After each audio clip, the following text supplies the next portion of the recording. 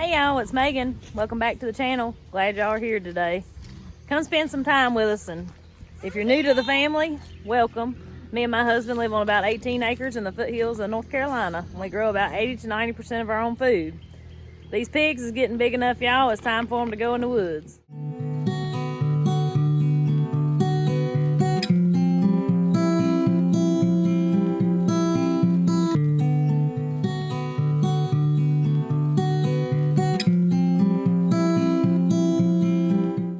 We gotta go around our fence and check insulators. It ain't on, baby. Yeah, it don't got no power on it right now. We gotta go around this fence and check insulators, make sure it ain't nothing on it. The key to keeping pigs in fence is a hot wire and plenty of power. So I'm gonna show y'all this grass that has come back up from our pigs last year. There didn't used to be grass in here, did it? No, it didn't. And we didn't put it out here either. This is the only spot in the woods that has grass. And it's too shady. It's not gonna, like, I don't think it would live because it's so dense and shady in here. But if we cleared all this out, it would turn into some pretty decent grass. But it's not gonna be here for long. So just like everybody else, we have dreams and goals, but we didn't reach this one right here this year. We were planning on pasturing in the other side, the top side of the hill here, and running the pigs on that. And we really didn't want to turn the pigs back into this spot this year. We kind of wanted to let things heal up a little bit, but, well, it just ain't happening. Life happens. Yeah, it just ain't happening. I figured them being on this big area right here is better than them being cooped up in that little muddy spot up there. But we're just going around the fence right now, checking the insulators and checking the wire. You can see a good patch of grass right here where the sun can't get through. You can really see it right there.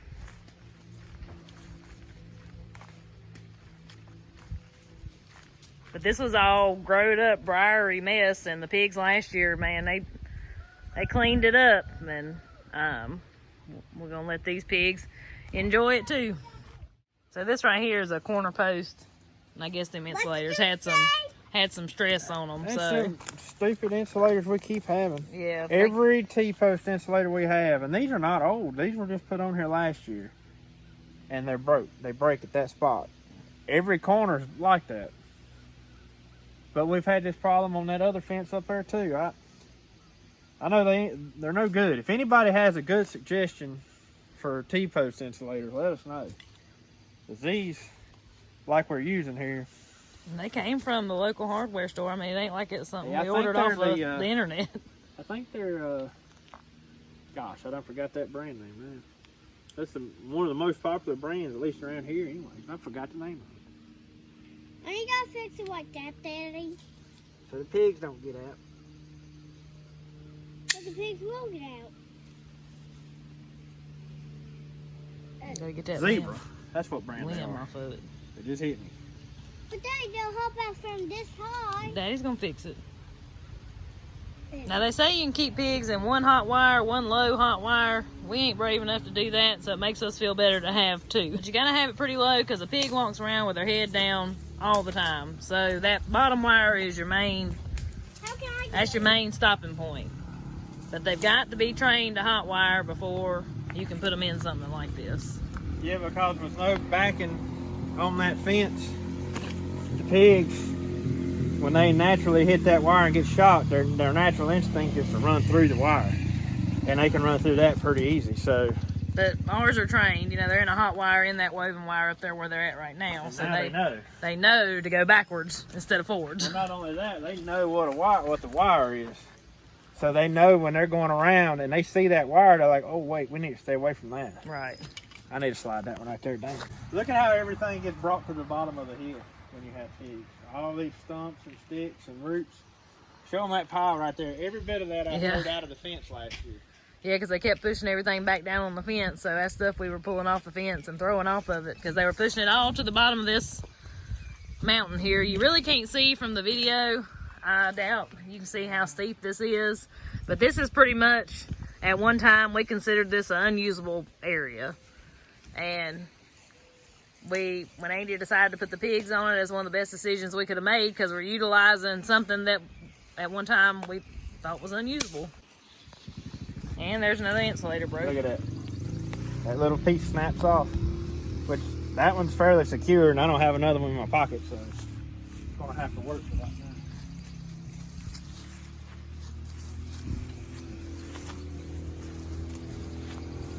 Raspberries, Meagan?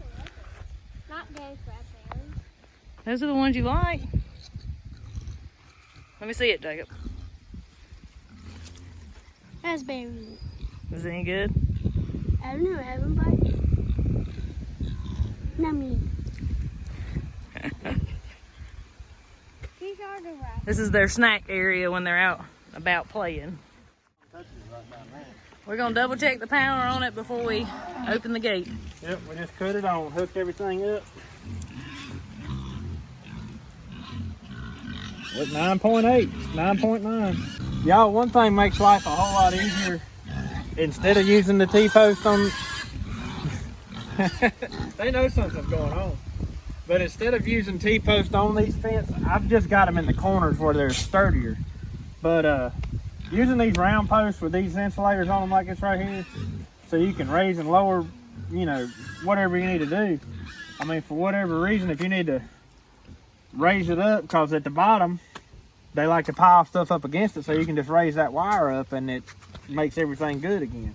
But anyways, using these round posts and these type of insulators here with the screw-on backs just makes things a lot easier with these pigs. I kind of like using those fence posts on all of my fences. But let's see what we can do here.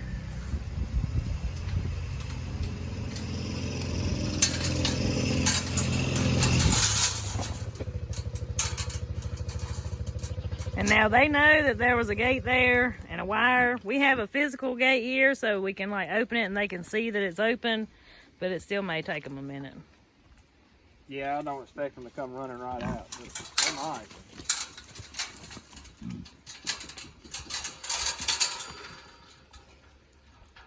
I believe this right here is how I had this fixed last year. Well, they're following you. Huh? They're following you, so maybe. Come on, Piggy. Golly, that's muddy. Y'all, we finally got the rain we've been waiting for. 2 inches last night. This was dried up hard as a brick till last night. Well, that one. It was thundering last night too. Yep. Come on. It was pouring. That one's thinking about it. They're like, oink, there's not a wire here now.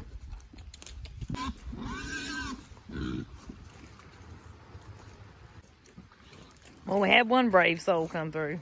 Yep. Now the rest of them are like, wait, how'd you do that?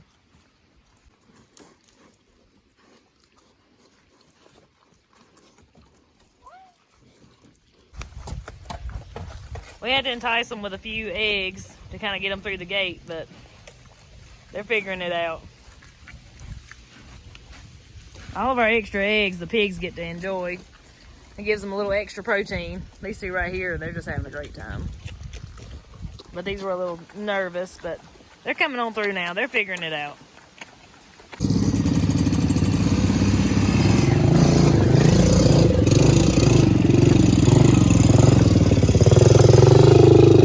Now we're down in our main sweet corn patch. This is where you saw in a previous video that we had the crimson clover, and then we replanted it in sweet corn.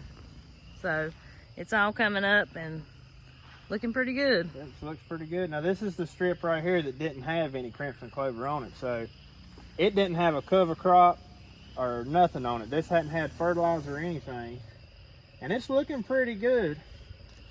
But this over here where the crimson clover was is looking a lot better actually. Then we've got 2 rows of purple hull powder peas there. And you can see how muddy it is after all that rain. I don't know if you can see the dogs sinking up there, but we ain't about to walk in it. When it gets muddy down here, y'all, it gets real muddy.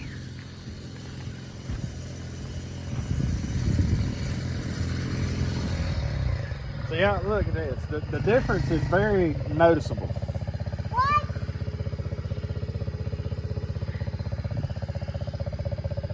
Very noticeable. The color of this corn looks so much better.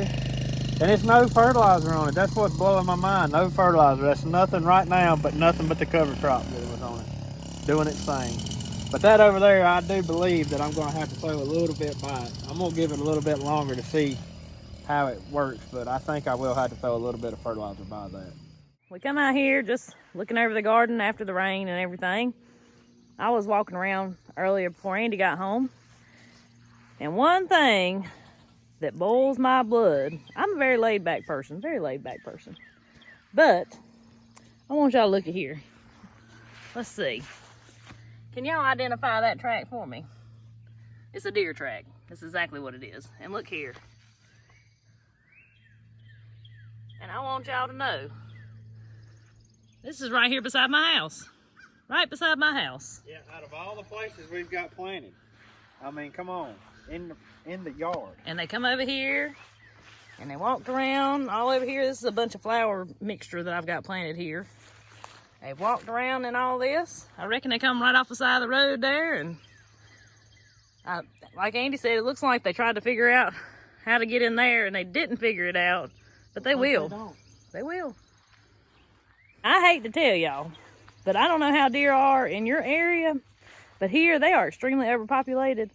And I just ain't got no use for them, except to eat them. They are pests in this area. Absolutely. I heard a guy on a podcast the other day saying that, you know, somebody was complaining they can't plant a garden because of the deer. And he said, well, you just consider it a deer garden. You plant the garden for the deer and you eat the deer. And I guess that's what we're going to have to start doing. But the bad thing is, they come around at midnight. And I ain't sitting out here till midnight waiting for them to... Well, plus it's illegal. You can, I think in North Carolina, you can protect your own crops. Can you? But you're not supposed to eat them. Oh, yeah, you're supposed to leave them laying. You're supposed to leave them laying. How stupid is that? Yeah. But look here. Look at this damage. Hang on, I seen another one. They pulled them up. I had to plant back. Look at that. That's a little disappointing that they've already found it. We have no fence at all around this area. I didn't think I'd need it. Yeah, we didn't think we'd need it. We do use a deer repellent that smells like rotten eggs. It's like an organic, all natural deer repellent. It works, but you have to keep on top of it because as soon as it wears off, the deer are right back. So Andy just come through and sprayed some of that in this area. We'll see, y'all. We may not get no sweet potatoes. Oh, we're going to get sweet potatoes. And while I'm over here, I'm going to walk over here and show y'all how dark and pretty this corn is. Except for that very end. I don't think it gets enough sun on this end. Yeah, the very end is under this tree. Under too many trees. Yeah. But look out through here. That's nothing but chicken manure on that, y'all. So far, fresh chicken manure. Yeah, fresh. So.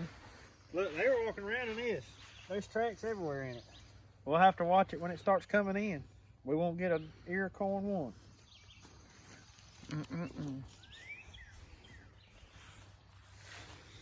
And there's a random sunflower coming up. We didn't plant that. I don't know how the seed got over there, but it did. Well, y'all, we've come up here to check on the hickory king corn to see what it looks like after the rain. And we have yet another varmint problem. I don't think it's deer, though. I believe it is a turkey right there. I see the track. Look at this. Look what they've done to it. They eat it down here and then cause it to break off. Show them. That one back there is a better example. That's the best track we can find is right there for right now. Right there's one. Look right here where it's been picked at. Never in my life have I seen that. Right there. And then this one. When you stand it up, it's obvious something eat off at the stalk and cause it to break. So I'm going to assume it's a turkey because of the tracks. Let us know in the comments if you've ever seen something like that, because we've grown corn for a long time. I mean, not field corn necessarily, but types of corn for a long time, and I've never seen that. Never once. A new battle has arisen. Something all the time. I mean, all the time. Is any more of it like that? I don't know. I don't see no more that fell in. It's like they went right down that road right there. That looks like it was just done today. Yeah. Because it was after the rain. Because the tracks are fresh. So I hope they don't come back. Look, yep, they went right through that mud right there.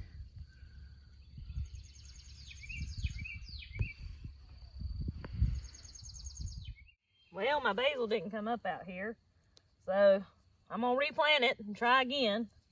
Me and Andy were just laughing and talking because we've seen some real pretty basil plants at Tractor Supply.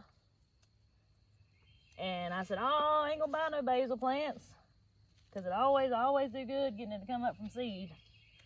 And I ain't got the first basil plant that's come up. So now that the ground's good and moist, hopefully they'll come up. I got two different kinds. This is like a Genovese, and then I got a large leaf. I think the large leaf's what I planted last year. So I'm gonna plant a little of both.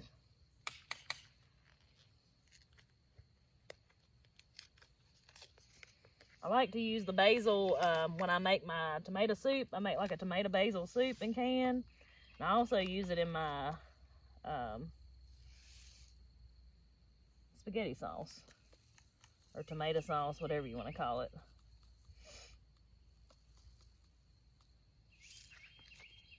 Surely to goodness, out of all them seeds, something will come up.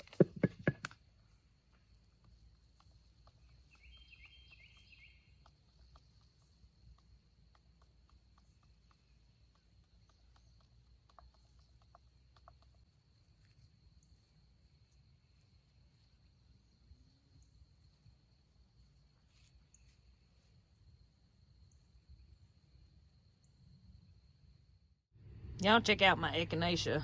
This came back from last year. Look at this. See if I can show y'all here. This right here is as tall as I am. It's gonna be so pretty when they all bloom. While we're on the subject of herbs, y'all check out our mullein we got here. We dug these up from different places, and I believe this one right here is gonna bloom. They're a biannual, I think is the word. So that means they only bloom every other year, but I believe that one's gonna bloom. Got a lot more raspberries ready today, so I'm gonna try to get them before the birds do. Look at that one. This one's coming back out. The dead one? Yeah, I'm gonna leave it alone. It's obviously not dead.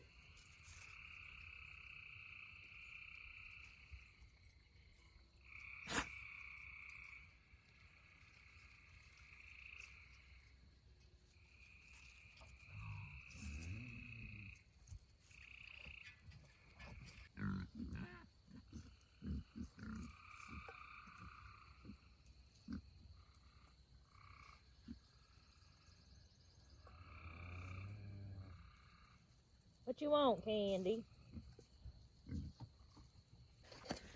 Got me a good snack. I went around the fence when I fed them today. I didn't see nothing. Yeah, I didn't see anything on it.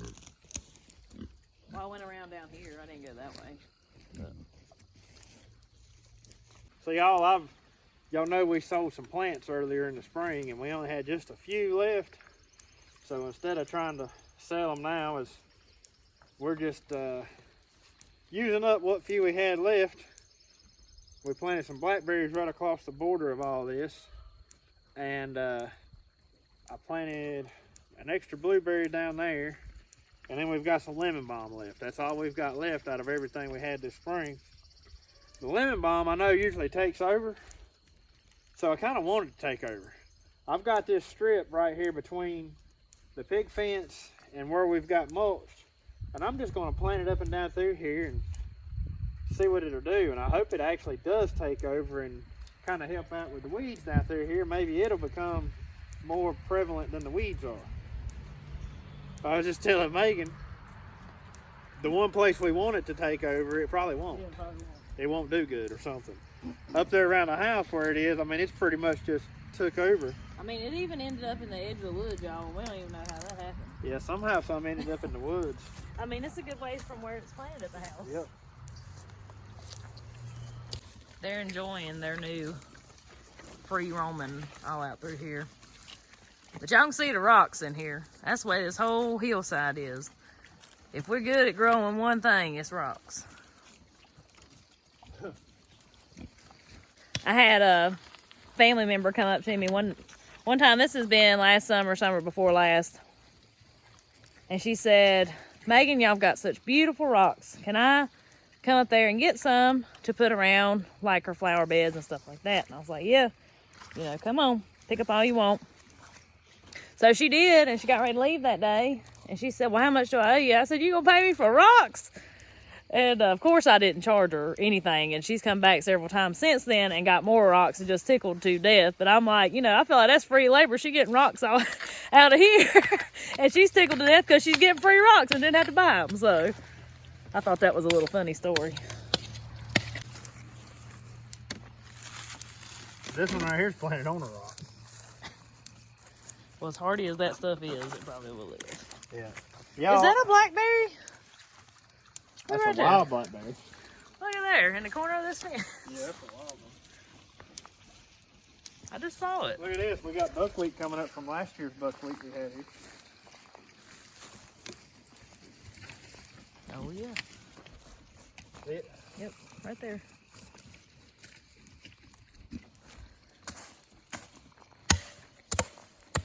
There's literally nothing but rocks.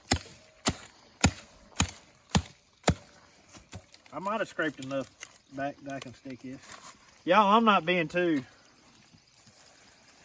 I guess you'd say, I don't know. I'm not planting this stuff the way it ought to be planted. I'm just sticking it in. If it makes it, it makes it. If it don't, it don't. Just because we have plenty, we ain't losing nothing. I'm going to try to give it a fighting chance, and that's about it.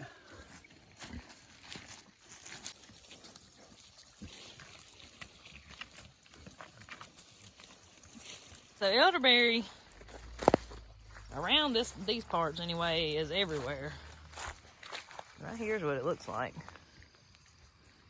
This one got some kind of worms on it. Worms? Little white caterpillar things. On elderberry?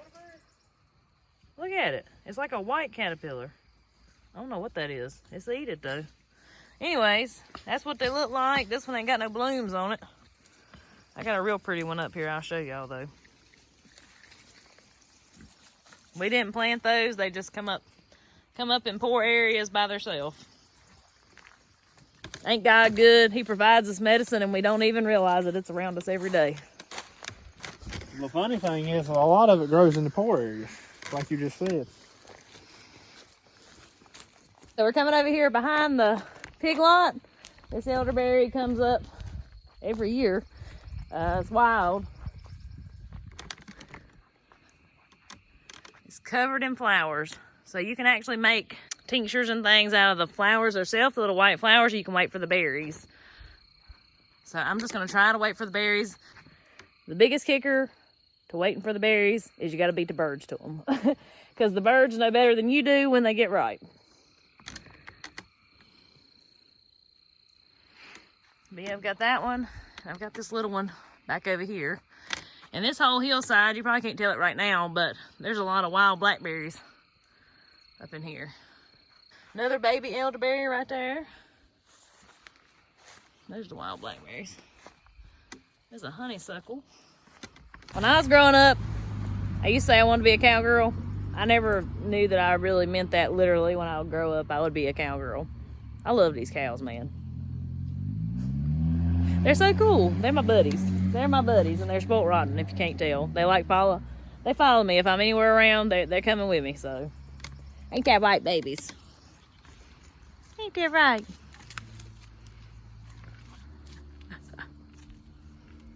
Well, y'all, I hope y'all enjoyed spending some time with us today. We sure do appreciate y'all watching. Anyways, we'll see you on the next one.